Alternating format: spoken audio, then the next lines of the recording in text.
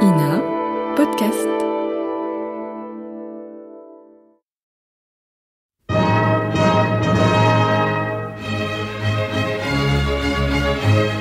Bon baiser de partout. Une émission secrète de...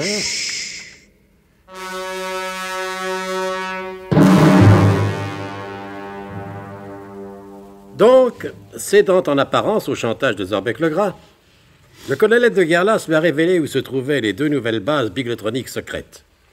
À Mojaflik, en Islande, et à Saint-Paul-de-Kerguelen, ou à peu près. Le plus inattentif de nos auditeurs sait bien qu'il s'agit en réalité de deux fausses bases. La vraie fausse et la fausse vraie. Il est indispensable que ces deux fausses bases soient bombardées par l'ennemi mystérieux qui dispose du non moins mystérieux rayon. C'est la seule chance de localiser scientifiquement l'origine de ce rayon.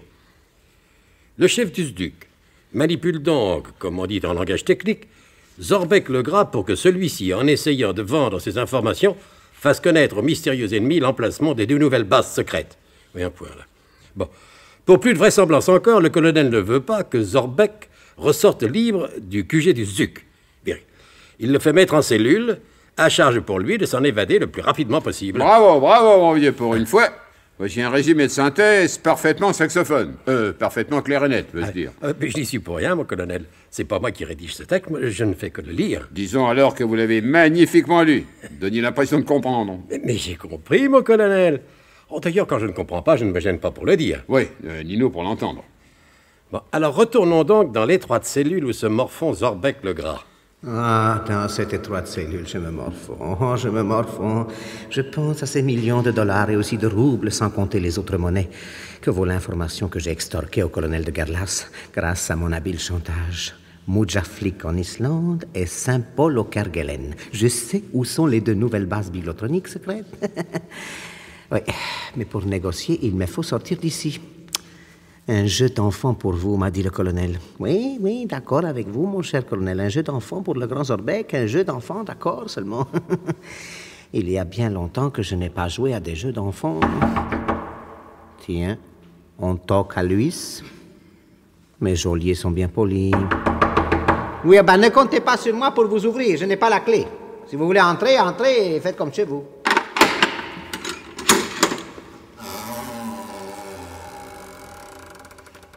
Je viens vous apporter votre pitance, monsieur le prisonnier. Ah oui, c'est vrai, l'homme ne vit pas que d'espoir. Posez ça là, mon ami, posez. Je me suis permis d'ajouter à la boule de pain réglementaire quelques toasts pour le caviar. Mais... Approchez, geôlier, approchez, il me semble vous connaître. C'est possible, monsieur le prisonnier. Cette voix m'est familière. Exposez donc votre visage au jour par signe qui tombe comme à regret de cet étroit soupirail. Mais par Zeus tout-puissant, c'est bien cette vieille frépouille d'Arthur Goldbaum. En effet, c'est moi, patron. Et tu as le culot de m'appeler patron. Et je n'oublie pas tout ce que vous avez fait pour moi, patron. C'est tout de même vous qui m'avez appris le métier, hein. Avant de vous connaître, je n'étais rien. Oui, c'est ça, tandis que maintenant, t'es un pas grand-chose, hein, c'est ça. Quand je pense à la manière ignoble dont tu m'as trahi... Et c'est vous qui m'avez enseigné la trahison, patron. Je croyais vous faire plaisir. Me faire plaisir, je ne sais pas ce qui me retient. Où est la gamelle? L'intérêt, patron, c'est d'ailleurs la seule chose capable de vous retenir. L'intérêt? Quel intérêt? N'est-il pas particulièrement intéressant pour vous en l'actuelle conjoncture que je vous ai trahi autrefois et que je me trouve aujourd'hui immatriculé comme agent régulier du SDUC et qui plus est, chargé de votre surveillance? Serais-tu moins bête que je ne le supposais? Et j'ai beaucoup appris à votre contact, patron, et aussi à celui du colonel de Gerlas, il faut être juste. Il n'est pas bien difficile de deviner que vous n'avez qu'une envie, sortir d'ici au plus vite. Et tu serais d'accord pour me faciliter les choses? Naturellement, patron. Oh, c'est bien sûr. Mais du moment que je vous le dis, patron. Oui, ben justement, ça ne me suffit pas. Qui me garantit que tu ne me trahiras pas une autre fois? L'intérêt, patron, toujours l'intérêt. Oui, et où est ton intérêt? Dans le petit billet que vous allez me signer immédiatement pour que M. Wilhelm Ferntag me donne de la main à la main et en petite coupure 50 000 francs. 50 tickets. Ah bah, c'est bien, Goldebaum, tu es resté modeste, c'est Je bien. parlais de 50 000 francs lourds, patron. Il n'y a pas à dire, tu es en progrès, ça. Si je vous demandais moins, vous n'auriez pas confiance en moi. Oui, bah, alors pour ce prix-là, tu te charges tout? Ah non. Comment non? Mais, alors ça représente quoi, ces 5 briques? Non, c'est le prix de la confiance, patron, je vous l'ai déjà dit. Pour le reste, je vous présenterai ma petite note de frais. Comme au bon vieux temps. Ouais, soit, puisqu'il faut en passer par là. Donne-moi un bout de papier. Et Zorbeck-Legras rédigea le billet que lui demandait Arthur Goldebaum, son homme de main d'hier, passé au service du SDUC, à la suite de circonstances qu'il serait beaucoup trop long de rapporter ici. Arthur Goldebaum s'en fut trouver Wilhelm Fermtag. Bonjour, monsieur Fermtag. Sautez! Sautez immédiatement si vous ne voulez pas que je vous abatte comme un chien. Mais ne vous fâchez pas, monsieur Fermtag, je viens en ami. Je n'ai que faire d'amis comme vous, Raus, schnell, Raus. C'est le patron qui m'envoie. Quel patron? Et Robert de Gallas? Nein, enfin, je veux dire non. Pour moi, vous le savez bien, il n'y a qu'un seul patron. C'est monsieur Zorbeck-Legras. Je lui dois tout. Mais comme Zorbeck, lui, ne vous doit rien. Raus! Vous faites erreur, monsieur Fermtag. Le patron me doit de l'argent et il m'a dit de venir me faire payer par vous. Tenez, regardez ce petit billet. Was? Ah, ça, il est complètement fou, ce Zorbeck. Faites attention à ce que vous dites, monsieur Fermtag. Le patron ne serait peut-être pas très content si je lui rapportais votre propos. Et j'attendrai le retour de Zorbeck pour vous payer. Lisez jusqu'au bout, monsieur Fermtag. Le patron n'a aucune chance de revenir si vous ne me payez pas. Donnerwetter.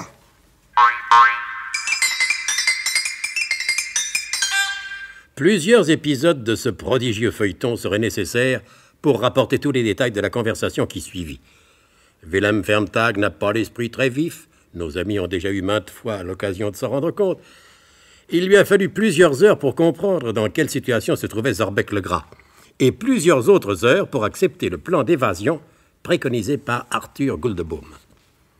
Ah, ça, mais tout ceci va coûter horriblement cher. Le patron prétend que sa fortune est faite si on le sort de ce guépier. Et c'est moi qui ne sais pas sur quel guépier danser. Il se fait tard, monsieur Fermtag. Que dois-je répondre au patron? Ah, ça, c'est Zorbeck, le patron. Dites-lui que je suis d'accord. Mais pourquoi a-t-il été se fourrer dans ce clapier? Si vous êtes d'accord, peut-être faudrait-il songer à l'aspect financier de la question. Naturellement, je penserai. Il me faut cet argent tout de suite. Ah, l'argent, toujours l'argent. Ce n'est pas l'argent qui fait l'horloge parlante. Pardon, monsieur Fermtag. Ouais, c'est une expression française. Ça, je ne connais pas. Mais c'est vous qui m'avez fait tromper. Je voulais dire, ce n'est pas l'argent qui fait la bonne heure.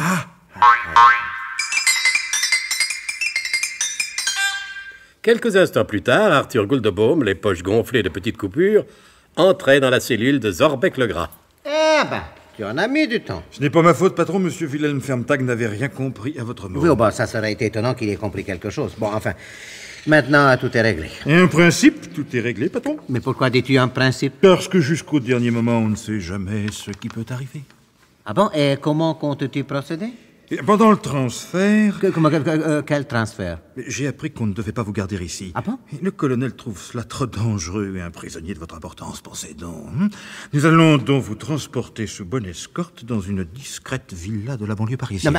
Mais dis donc pas de blague, hein? Que va-t-il se passer une fois arrivé là-bas? Mais rien, puisque vous n'arriverez jamais là-bas. Goldebaum, je n'aime pas beaucoup le ton sur lequel tu prononces cette phrase. Et souviens-toi, Goldebaum, que s'il m'arrive quoi que ce soit, Wilhelm Fermtag a hors de s'occuper de toi, et ça, ce sont des autres que Wilhelm Fermtag comprend toujours tout de suite et sans qu'on lui répète. Souviens-toi, Goldebaum. Vous pouvez avoir confiance en moi, patron. Oui, le moyen de faire autrement, évidemment. Ça.